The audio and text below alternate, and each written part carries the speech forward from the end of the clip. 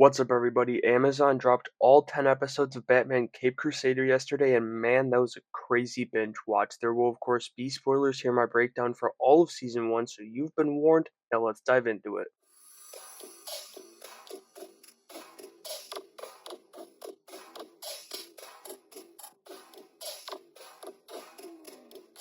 I'm just gonna go episode by episode. That seems like the easiest way to go about breaking down all 10 episodes here, so let's get going. Episode 1 opened with Penguin going after Rupert Thorne, as Batman is indeed still a myth in Gotham at this point, as we're just in the early days of his existence in the show. It's a phenomenal first scene for him, though, in this show, as and I'll only mention this once, but the credits are also really cool. But this first fight for Batman was amazing. We then meet Barbara Gordon, who's a lawyer currently and kind of like the current foe of Harvey Dent before he becomes Two-Face and moves up to the Cape Crusader. But even with that, this show presents a fascinating adaptation of Harvey and ends and brings it this beef the beef between Harvey and Barbara full circle in the end. Anyway, following the attack on Thorne, Batman sneaks into police headquarters to find a dirty cop so he can find out who's responsible for these recent attacks. He does indeed find that cop, and this is peak Batman right here. I don't know what else to tell you. Him interrogating this cop to find Penguin was amazing. From there, we head out to the Iceberg Lounge where Penguin's hosting all her corrupt cops and mobsters at a huge event. She's flirting with Flash, shitting on Bullock, which was hilarious. But I don't know what to think of her quite yet. I know that's like the unpopular middle ground opinion, but like Penguin's still badass, it just happens to be a chick. Bruce arrives at the party and he's incredibly friendly with the corrupt Harvey Dent, which pissed me off here, but as the show unfolds, you see it's not so black and white. There's a lot of gray area to Harvey's situation in this season, but Bruce is there to do more than just party as he spills his drink so he can go have a look around. He finds Penguin's big secret room, but before he can really get a look around, he has to dive into the water to avoid detection. Then, a bit after the party, Penguin takes her two sons down to the same room, and she ends up killing the wrong one for ratting on her operation. The living son, the actual rat, is hung out to dry by Rupert Thorne.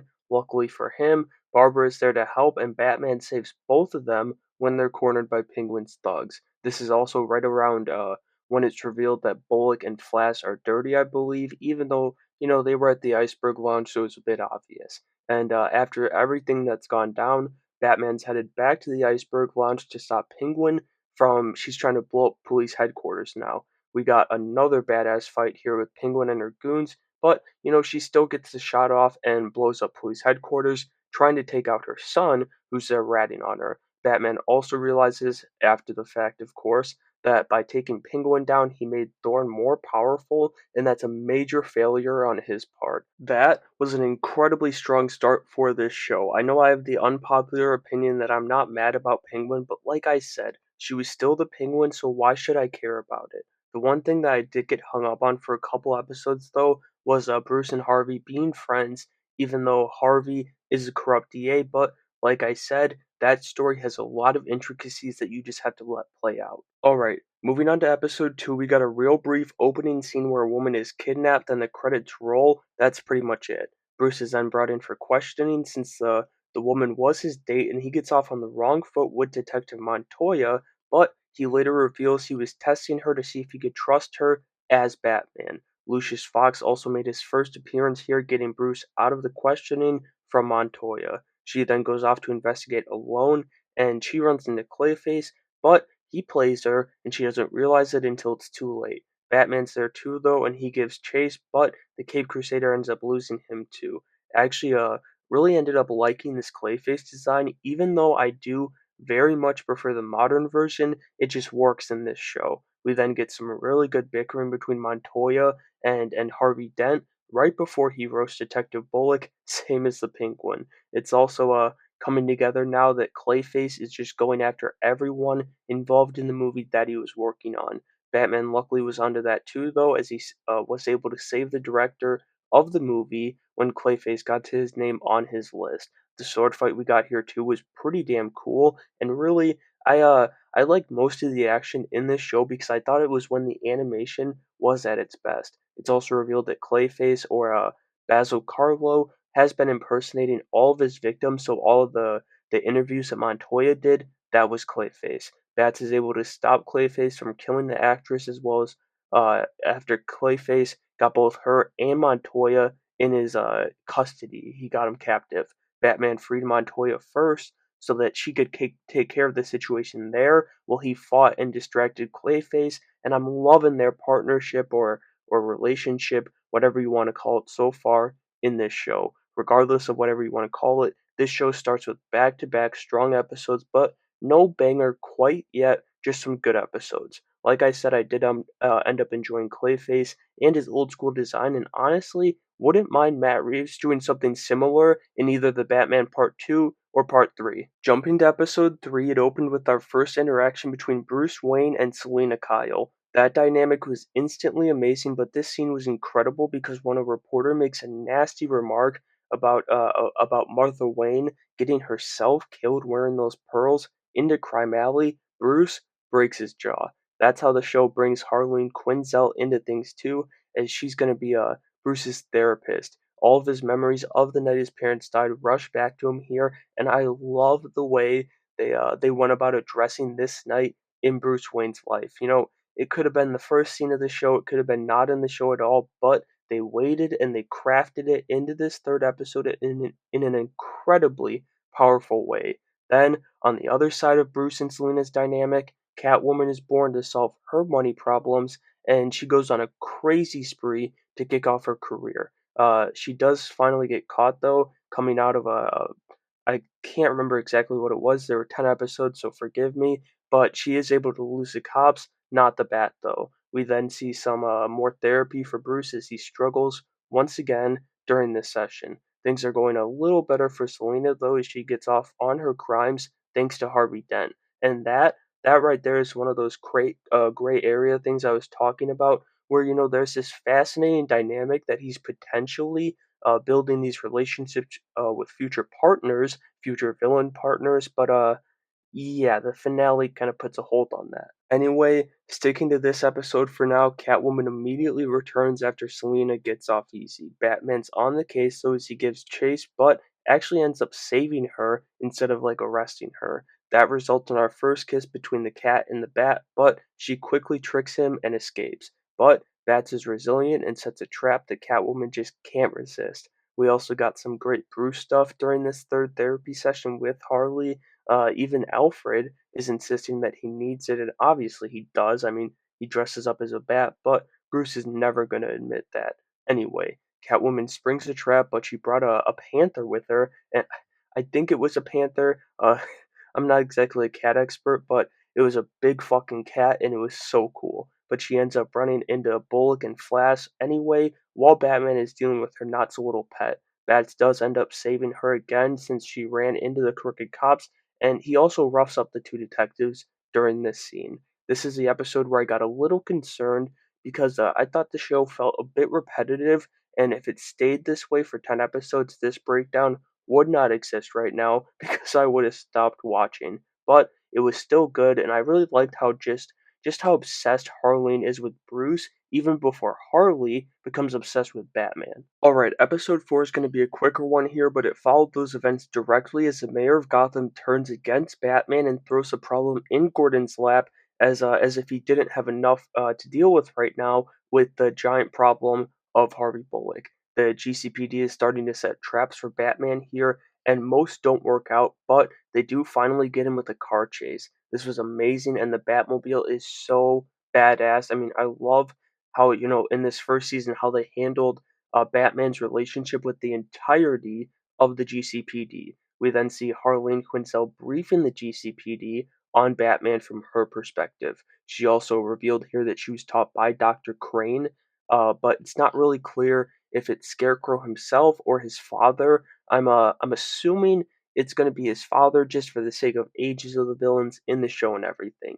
As a result of that briefing, though, Bullock and Flash take Firefly out of holding to draw out Batman because he's more likely to come out to super criminals, according to Harley. they let Firefly run off from their car to cause chaos, and he immediately does just that. He ignites a building and heads to the top as Batman and the cops make their way through the crumbling hallways, but before Batman can get to him, Bullock, he shoots Firefly, and Gordon is so done with this fatso, but the mayor sides with the detective over the commissioner. Then episode 5 opened with probably my favorite opening scene, not because it was the best, but because I grew up watching the Adam West Batman show over and over and over. So seeing King Tut appear in this show was so cool for me. But after that, Batman runs into the task force while they're out on the hunt, and he goes full Shadow Warrior here in one of my favorite action scenes from the show.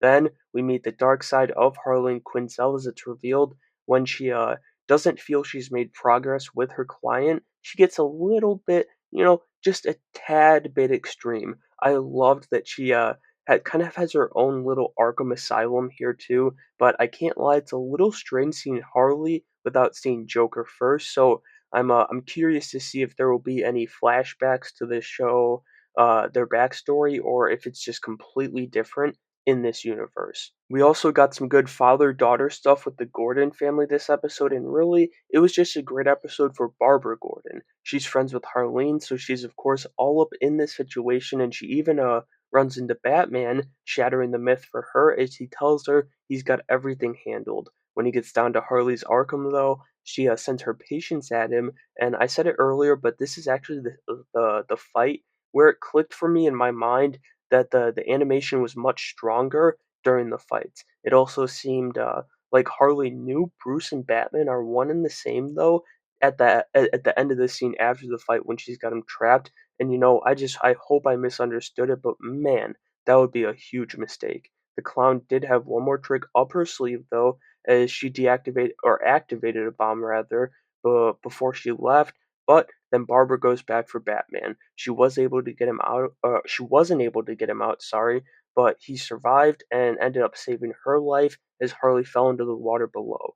That was the most middle of the road episode for me from this entire season. Truly not good or bad. I thought the new Harley was very interesting, but it was a weak episode for both Bruce and Batman, so it's hard to really enjoy it all too much for me personally. Now, real quick before we get into the back half of the season, I wanted to thank you for stopping by the Nerdverse. I hope you're enjoying the breakdown so far, and if you are, I'd appreciate it greatly if you subscribe to the channel to show your support in the freest and easiest way possible. Thank you once again for stopping by the Nerdverse. Now let's get back to Gotham. Alright, the back half of the first season here opened with our introduction to Gentleman Ghost, and I'm not a huge fan of his design in the show, I gotta be honest. However, I did love seeing Lucius start to piece together Bruce's nightly activities through Wayne Enterprises, and he just had two really good appearances this season.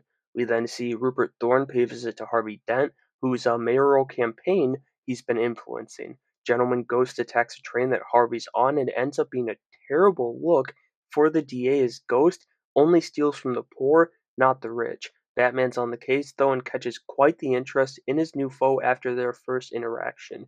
He learns of Jim Gentleman Craddock at the library just as Lucius is buying Craddock property. Gentleman goes to text Lucius and gets the best of Batman here as he truly proves himself a worthy foe for the young Cape Crusader. But being the master tactician, Batman goes to the one man in Gotham, according to Alfred, who can help him with his magic wielding foe, Papa Midnight. He and Alfred go to Craddock's grave to perform the spell he learns from Midnight, but Ghost comes in just in time to keep his spirit where it's at. Gentleman Ghost puts up a good fight, even taking over Alfred's body after the duo thought they'd won, but ultimately the Bat always comes out on top. I thought that was another really good episode from the show. As I mentioned right off the bat, I'm not a huge fan of the design for Gentleman Ghost, but I still did like his appearance. But it was nice to know that there's maybe other heroes out there for Batman to team up with in future seasons, if there are any future seasons, as Papa Midnight is a direct link to John Constantine, and at the same time, as I say all that, this show, it doesn't really need to branch out past Gotham for characters. But shit got real in episode 7 as it begins with some bickering between Commissioner Gordon and Barbara, then Floyd Lawton tries to kill the commish. This is something that very clearly hit Batman close to home, as Jim's one of the few cops he can actually work with, so he's technically the closest thing to a friend that he has, especially this version of Batman who's so early in his career and has no Justice League or anything, just Alfred. Anyway, Onomatopoeia and his goons arrive in Gotham to get this bounty done the right way, and this is a great villain for this show. Before they get their shot at him, though, Commissioner Gordon agrees to go into protective custody, but not without putting up a fight. It doesn't matter where he goes, though, they're found everywhere, and we get two really cool action sequences out of that. The first was the chase where one officer was shot, the car chase. Then the second was the shootout at the Wayne property. Of course, Batman shows up to save the day, and ironically finishes Onomatopoeia with a throat punch. That's not where it ended, though. So a big twist comes that the hit was actually on Babs, not Commissioner Gordon, and that was a great twist. This was the best episode since the second episode too. I mean, I loved everything with Barbara, and like I said, Onomatopoeia was really good too for this show. I also love seeing what will crack this version of Batman and how he's going to carry himself when that stuff happens. Both very good in this episode. Then, as I said in my immediate reaction to the show on Twitter, the back half really is so much better. And here in episode 8, we got a bird filled episode at the Carnival. It opens up with Dickie and Jason running into Natalia Knight, and Dickie goes with her, only to end up missing. The next day, the carnival's fully operational, and Dr. Leslie Tompkins makes an appearance with Bruce Wayne. But this episode didn't just introduce us to Dick Grayson and Jason Todd, who are Dickie and Jason, even though they don't say last names, it's very obvious. We also met Stephanie Brown, who's at this carnival, and it seems they're all from the same orphanage in this universe, which is going to make for one crazy dynamic if any or all of them become Robin. Anyway, Bruce is helping look for the missing children when he comes across the circus folk and gets beat senseless because they think he's looking for them for the wrong reasons. After that, he goes and makes a wardrobe change in his blacked out limo, which was so cool. I want to see that in live action. I don't think we have. I might. There's so much Batman stuff. I don't remember half of it, but this is really cool. I want to see more of that in live action, like him changing on the go. It's epic. Natalie is busy draining the life energy out of Bruce's future sidekick pool, though. While all that's going on, we meet our fourth Robin. The show introduces here too, as her next target is Carrie Kelly, who also happened to put up the best fight out of the four. Batman comes in to save the day, though, but Natalie does kind of beat his ass here. However, when she learns that she killed her brother, she's done, and Batman still chooses to save her. Episode 8 closed as the future Robins recovering in the hospital, and we see Bruce visiting them, and once again, I'm just so curious to see how any Robin is handled in this show after this, but somehow, or sorry, somewhere else, in Gotham, Harvey Dent finally sacks up and doesn't follow Thorne's orders, and it immediately costs him as Two-Face is born. Another really good episode, and with Harvey's corruption having played out fully here, I ended up really liking what they did. It was also so cool seeing four Robins in the same episode, but once again, so incredibly odd that they'll like know each other prior to being Robin, and I don't even know. I think I'm kind of short circuiting my brain here at 4 or 5 in the morning, and I don't know if it's even that big of a deal just with this aspect of this episode. My point is, with this portion of the breakdown, we got another good episode here in the back half of the show, as it's been so much stronger than the front half. Episode 9 was no different. It was maybe my favorite episode of the season. It opened with Harvey's mayoral acceptance speech, but it's just a dream as he awakens on his couch, recovering from the acid attack. Also, Peter Mitchell became DA quickly after Harvey resigned following his accident. Bruce goes over to Harvey's place to try and cheer his old pal up after all this by taking him out to eat, and Harvey does accept after Bruce pushes, but that was his first mistake. Bruce is actually showing some emotion for once in his life here too at their meal, cracking jokes, but Harvey's just too down bad to care. Then, Two-Face is truly born as he loses it on Bruce, causing a major scene at the restaurant. Alfred even questioned Bruce's tactics there too, as he revealed this was like another one of his tests, and I loved Bruce and Alfred's relationship in this show. It culminates really well in the finale too, but we'll talk about that in a couple minutes. Their dinner truly pushed Harvey over the edge, though, as he falls down a path of revenge in this episode. He goes after Tony Zuko, the man who threw acid in his face, and Batman is too late as all he can do is pursue Two-Face, but he ends up losing him. The near catch by the bat doesn't stop Two-Face from going after the big fish, though, Rupert Thorne. Batman comes in through the skylight just in time, but he's concussed at this point, so it's a rough fight, but he does end up winning. Then the episode closes as Barbara Gordon comes in to represent Harvey Dent after his arrest. That was a great episode. I loved seeing Alfred growing more and more concerned about this early in his career Batman, as well as, learning about himself and how to handle this side of the boy he raised. It also built really well in the Harvey story, and it's a great lead in to the finale here. That finale picked up seconds after the final scene of episode 9 as Babs uses Harvey's coin against him, forcing him to let her represent him and help him out. But at the same time, his alter ego is very much getting stronger as he gets further and further away from his accident. With her involvement in the case, Batman pays Barbara Gordon a visit before paying Harvey Dent a visit, but that's just as Bruce Wayne. Although he does snap into Batman mode for a split second during that interaction, and it's a phenomenal moment. Then Harvey's grabbed by Detectives Flass and Bullock when he's being transferred, and Barbara immediately pursues. However, Harvey can take care of himself as he escapes the detectives with Barbara as she handcuffed herself to him so that they can't get separated. But things are getting out of her control, so she quickly makes two calls, one to her father and one to Batman. And then there's Harvey, who just wants to let the world burn down, but Bats isn't having any of that, and he's got to worry about Thorne's goons here at the dock as well. I really like that in these last two episodes, especially. They really showed Batman struggling through his injuries in these fights, and it's not that we've never seen that before. It's just I feel like maybe it's been a little bit. I know it's in the Batman, but like on the animation side of things, it was just nice to see. Anyway, Harvey's shot as he and Barbara make their way around the dock, and she just refuses to leave him behind. She drags him to her car, but Bullock and Flass catch up as Harvey ends up taking a bullet from Flass, sacrificing himself to save Babs. Batman snaps here and puts 5 bullets within inches, maybe closer, it could have been centimeters, of Flass's head, and then just chucks the gun into the water in a rage. Harvey's fall to Two-Face really took a toll on Bruce, and also, in a sense, kind of mirrored some of his worst fears of the two-sided life that he lives. Then, as he goes out to pay a badass visit to Thorne, he finally calls Alfred by his first name instead of just Pennyworth, and that's such a huge moment.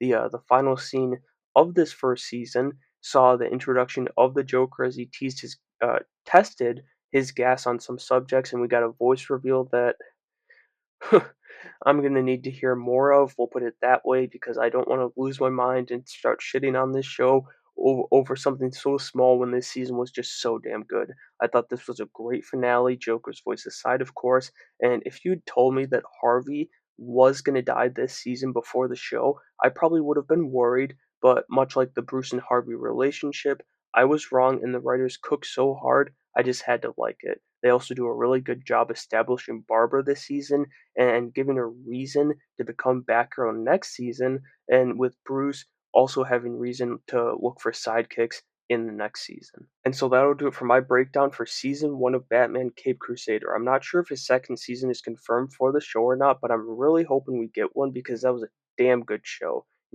It was a little bumpy in the middle, but a strong start and an even stronger finish makes those 2 or 3 episodes in the middle go down much easier. Let me know which episode was your favorite though down in the comments below, and make sure you have a great day.